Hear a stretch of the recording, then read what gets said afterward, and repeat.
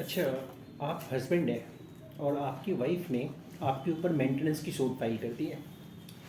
तो अगर आप मेंटेनेंस को सूट को जीतना चाहते हैं तो कुछ बातों का ध्यान रखें और आप केस को ज़रूर जीतेंगे। देखिए, आप 5 रास्ते हैं, ठीक है। आप 5 में से किसी एक रास्ते को, 2 रास्ते को, 3 या 4 या पाँचों को लेकर चले, बड़े आराम से केस को जीतेंगे। लेकिन आपको ध्यान रखना है कि आपका फोकस जो है इन्हीं बातों पे होना चाहिए। पहला पॉइंट, आप कोर्ट में ये साबित कर सकते हैं कि इनका अलग रहने का कोई रीज़न नहीं है। किस रीज़न से ये अलग रह रही हैं, इस बात को पहले क्लियर कर दें। अगर आप ये नहीं कर पा रहे हैं तो दूसरा ऑप्शन आपके पास ये है, आप बता सकते हैं कि ये एबल बॉडी अर्न पर्सन है, ये अनेबल टू अर्न नहीं है।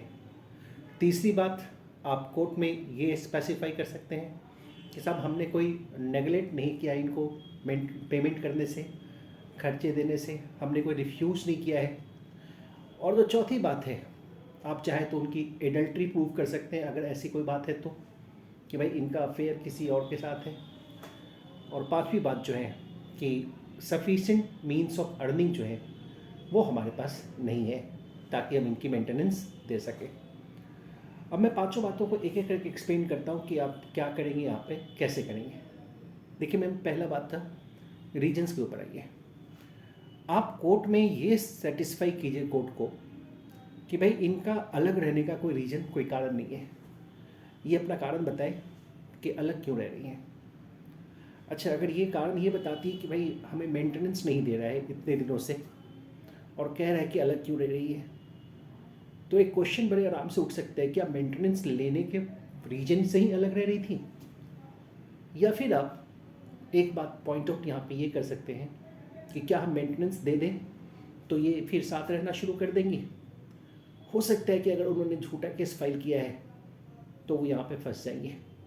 बहुत चांस है, अगर केस झूठी फाइल हुई है तो यहाँ पे फंसने के चांसेस बड़े हैं। दूसरी बात, वो कह सकती है कि साहब अलग रहने का रीज़न ये है कि हस्बैंड के ऊपर 498A डोमेस्टिक वायलेंस, इन सब चीज़ों का केस चल रहा है।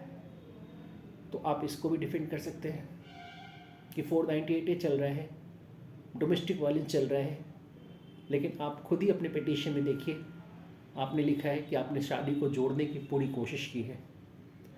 तो जब आप पिटीशन में लिख रहे हैं कि आपने शादी को जोड़ने की पूरी कोशिश की है, तो आप 498A और डोमेस्टिक वायलेंस के ऊपर क्यों जा रहे हैं? ठीक है, इनको अवॉइड कीजिए।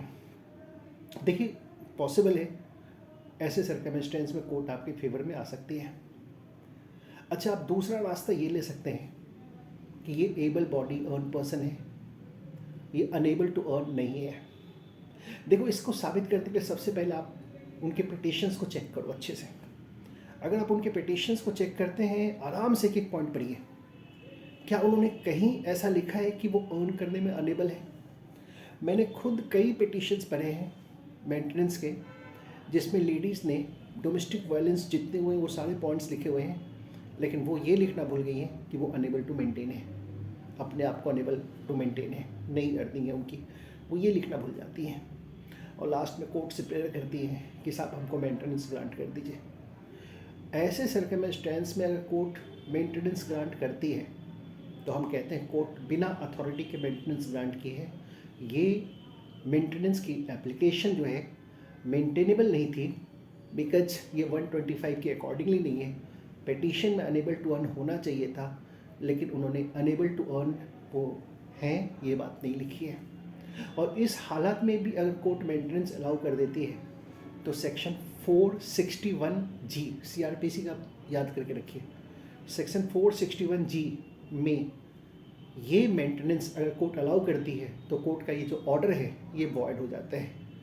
आप बड़े आराम से कोर्ट के इस ऑर्डर को मानने से इनकार कर सकते हैं क्योंकि ये वॉइड ऑर्डर है, और चाहे कि इसकी वॉइड डिक्लेयर ही करवा लें तो हाई कोर्ट में इसके लिए एप्लीकेशन डालिए, हाई कोर्ट इस ऑर्डर को वॉइड डिक्लेयर कर देगी। Unable to maintain herself है या नहीं है, और भी कई तरीके से आप इनको प्रूव कर सकते हैं, उनके इसके फैक्ट्स को, सर्कमस्टेंसेस को देख करके, उनकी एजुकेशनल क्वालिफिकेशंस क्या है, पहले कभी अर्न किया था या नहीं किया था, नौकरी के लिए पहले कहाँ कितनी जगहों पे अप्लाई किया था, कहाँ से रिजेक्शंस हुआ है, इन सब बातों को सामने ला करके आप इन चीज़ों को पॉइंट आउट कर सकते हैं। आप तीसरा रीज़न ले सकते हैं कि साहब आप नेगलेक्ट नहीं कर रहे हैं, आप रिफ्यूज़ नहीं कर रहे हैं उनके एक्सपेंसेस को मीट आउट करने से। ऐसा करने के लिए आप एक काम कीजिए, सेक्शन 125 सबसेक्शन 3, इसमें आपको ऑफ़र करना पड़ता है अपनी वाइफ को कि आप उनको मेंटेन करने के लिए तैयार हैं।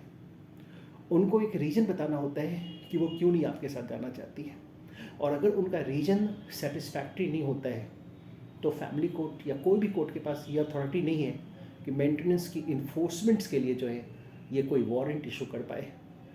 यकीनन अगर आपने 125 सबसेक्शन 3 के एप्लीकेशन लगाए हुए हैं तो कोर्ट उनसे ज़रूर पूछेगी, और उनके रीजन से सेटिस्फाइड है तभी जो वारंट है, जो एग्जीक्यूशन वारंट है, उसको इन्फोर्स करेगी, अदरवाइज उनको मेंटेनेंस नहीं मिल पाएगा। फिर एक तो ये हो गया। चौथा पॉइंट, आप ये प्रूव कर सकते हैं कि उनकी एडल्ट्री चल रही है या उनका अफेयर जो है वो किसी के साथ चल रहा है। अब आप कहेंगे भाई इसको प्रूव करना बहुत मुश्किल होगा। मुश्किल नहीं है, बहुत आसान है प्रूव करना। अगर सच में ऐसी कोई बात है तो प्रूव करना कोई मुश्किल नहीं है। आप उनके फ़ोन रिकॉर्ड्स निकलवाइए कोर्ट से, है ना, फ़ोन रिकॉर्ड्स निकलवाइए, फ़ोन के लोकेशंस वगैरह निकलवाइए, चैटिंग्स वगैरह निकलवाइए। सीआरपीसी में इन सब चीज़ों का प्रोविज़न है, सब चीज़ों का अरेंजमेंट है कि आप कैसे निकलवा सकते हैं। सही है, आपके वकील साहब जानते हैं कैसे निकलवाया जाता है इन चीज़ों को, और ये सब चीज़ें सामने आएंगी, एडल्ट्री प्रूफ हो सकती है, राइट। और लास्ट पॉइंट जो है, आप कोर्ट में ये कह सकते हैं अगर आपकी अपनी अर्निंग नहीं है तो, क्योंकि एफिडेविट में आपको अपनी अर्निंग बतानी होती है, और अगर आपकी अर्निंग नहीं है तो कोर्ट को साफ साफ बताइए कि हमारी कोई अर्निंग नहीं है, हमारी कोई जॉब नहीं है। आप कोर्ट को इस बात की एफिडेविट दीजिए, और यकीनन कोर्ट को एफिडेविट मानना ही पड़ेगा। आपकी एफिडेविट पे कोर्ट आगे बढ़ेगी। अगर आपने कोर्ट को एक बार बता दिया कि आपकी कोई अर्निंग नहीं है तो पॉसिबल कोर्ट कोई मेंटेनेंस ग्रांट नहीं करेगी। लेकिन इतना ज़रूर ध्यान रखिएगा, कभी भी झूठ ना बोले कोर्ट को। अगर आप कोर्ट में झूठ बोल देते हैं और झूठी एफिडेविट फाइल कर देते हैं तो हो सकता है कि अपोजिट पार्टी आपके अगेंस्ट सेक्शन 340 की सीआरपीसी की एप्लीकेशन फाइल कर दे, सेक्शन 195 में आपको पनिश करने की रिक्वेस्ट करे। वैसे सर्कमस्टेंस में सारी सच्चाई सामने आ जाएगी। तो ध्यान रखिएगा, कोर्ट में सच ना बोले चलेगा, लेकिन झूठ ना बोले ये तो करे ही ना कभी। तो इन 5 रास्तों पे चले, 5 में से कोई भी एक रास्ता सेलेक्ट कर ले जो आपके लिए सूटेबल लग रहा है। 2 सेलेक्ट कर सकते हैं, 3 सेलेक्ट कर सकते हैं, लेकिन आप जब भी फोकस्ड रहे तो इन्हीं पे रहें। इनके बियॉन्ड अगर आप जाते हैं तो संभव है कि मेंटेनेंस का एप्लीकेशन, जो मेंटेनेंस सूट है, वो गलत डायरेक्शन में चली जाएगी और आप केस हार जाएंगे। तो इन्हीं 5 में से किसी पॉइंट्स के ऊपर रहें। फिर से रिपीट करता हूँ, रीजन्स नहीं है कोई इनका अलग रहने का। नंबर 2, ये एबल बॉडी है, अनेबल टू मेंटेन हरसेल्फ नहीं है। नंबर 3, ऑफकोर्स हमने कोई रिफ्यूज़ नहीं किया इनको मेंटेनेंस देने से, या हमने कोई नेगलेक्ट नहीं किया मेंटेनेंस देने से। या नंबर 4, इनकी एडल्ट्री है। और नंबर 5 जो है, इनके पास सफिशिएंट मीन्स ऑफ अर्निंग है। अपार्ट फ्रॉम डैट, आप एक बात का और ध्यान रखें कि उन्होंने कोई गलतियां ना की हो सकता है कि उनकी एफिडेविट में कुछ ऐसी बातें हैं जो झूठी है, आपको लग रहा है। हो सकता है कि उनका 2 बैंक अकाउंट है, आपको एक ही बैंक अकाउंट कोर्ट में शो किया है। कभी कभी ऐसा होता है ना कि वो अपनी एक्सपेंसेस शो करती हैं, और जब वो अपनी एक्सपेंसेस शो करती हैं तो वो ये दिखाई देती है कि उन्होंने चेक से ये पेमेंट किया है, लेकिन उस चेक का डेबिट इफेक्ट जो है वो बैंक स्टेटमेंट पे नहीं होता है। तो इसका मतलब उन्होंने एक और बैंक अकाउंट रखा हुआ है जिसको एफिडेविट में शो नहीं किया है। तो इन सारी बातों को केयरफुली एग्जामिन कीजिए। अगर आपको लग रहा है कि एफिडेविट में कोई बातें ऐसी हैं जो झूठी है, तो आप सेक्शन 340 का एप्लीकेशन कोर्ट में लगाइए, और 340 का एप्लीकेशन लगाते हैं, कोर्ट उसकी इंक्वायरी करती है, अकॉर्डिंगली झूठा निकला तो वो पनिश हो जाती हैं। तो इस तरह से अगर आप प्रोसीड करते हैं ना, तो मेंटेनेंस की जो सूट है उसको बड़े आराम से जीतने के चांस हैं। अगर कहीं कोई समस्या है, प्रॉब्लम है, तो आप हमको मेल कीजिए, कॉल कीजिए, ठीक है।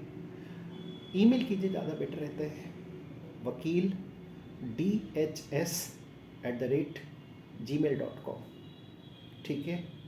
wakeelDHS@gmail.com। Okay, thank you very much. Channel को सब्सक्राइब कीजिए और पॉसिबल है ऐसे वीडियोज़ आपको आते रहेंगे। Thank you.